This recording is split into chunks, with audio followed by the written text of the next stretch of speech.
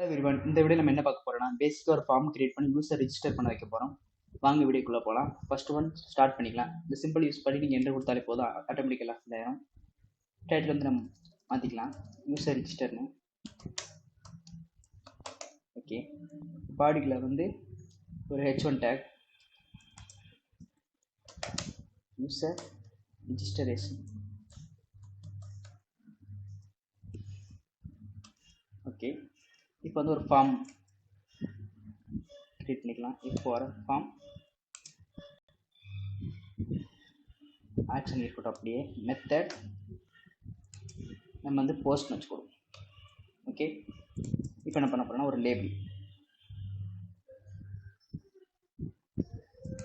லேபிளில் வந்து enter the user.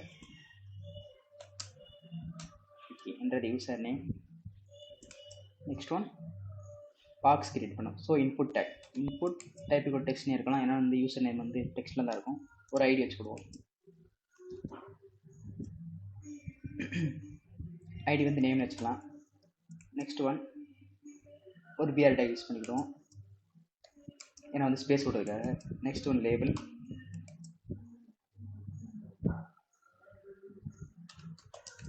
Enter the user phone number.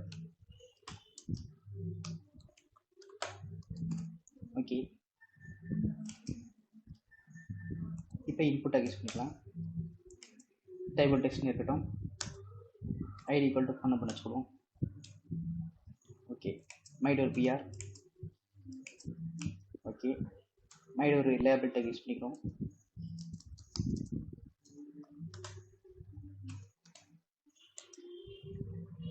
Enter the user password.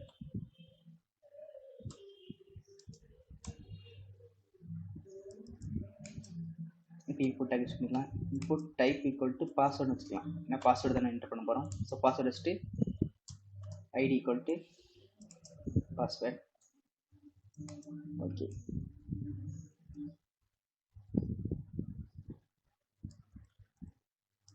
இப்போ மைட் ஒரு பிஆர் டேக். இப்போ வந்து சப்மிட் பட்டன், இதை சப்மிட் பண்ணணும். So input type equal to submit. So value equal to